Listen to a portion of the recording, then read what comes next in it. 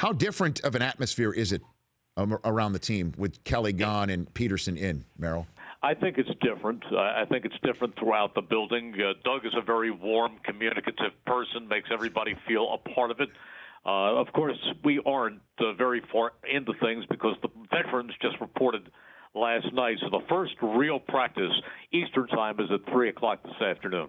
And so it's interesting that you say he's a warm, personable in the building, because that was the conversation about Chip Kelly and what rubbed Jeffrey Lurie the wrong way. Do you think that there was any possibility that that Kelly could have stuck around if there were a few more wins in his pocket last year, Merrill? I think it's a win-oriented, a results-oriented business.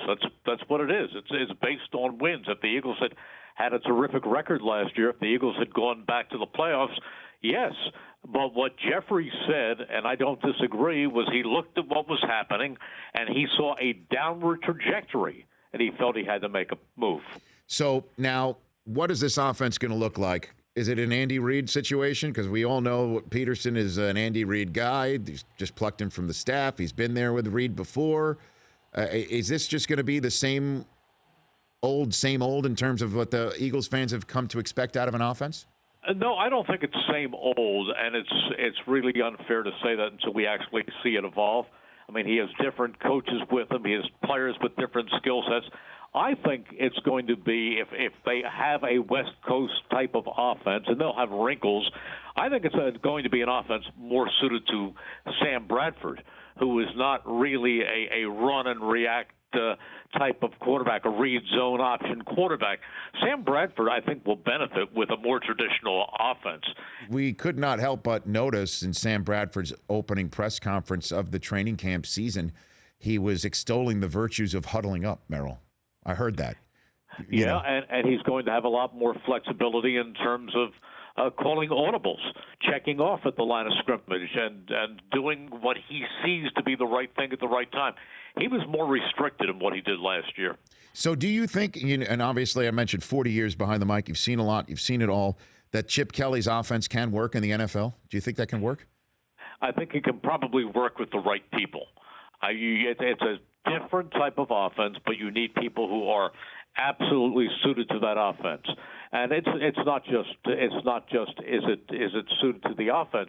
Do you have the kind of defense that can put up with it? Because don't forget, that offense is not on the field very long, and there are a lot of us who feel that the defense here, although troubled last year, part of the problem was the fact that they spent so much time on the field because the offense was in and out so quickly. So who is the difference maker on this team? Who's it going to be, Merrill? It's tough to say. I mean, you can say, are there elite players on this team? I think there are some. I think Fletcher Cox, if you're looking at the defense, is one of the great defensive tackles in the National Football League. He's really special. Another guy who has been absolutely outstanding since he's been here for the past couple of years is Malcolm Jenkins, the safety. There are young emerging players. There are guys like Vinnie Curry, who's a terrific pass rusher, and Jim Schwartz is going to make a difference as a defensive coordinator. He seems to have everything. He's gone back to a 4-3 defense. On offense, the most important player on this offense, Rich, is Sam Bradford. There's no question about that. And while that doesn't excite a lot of fans, keep in mind that Sam Bradford is a talent. There's a reason he was the top player picked in the draft. And Sam Bradford, for the first time in years, is coming off an off-season where he conditioned and worked with an offense rather than went through a whole rehab. This is a guy who had been injured 3 straight years.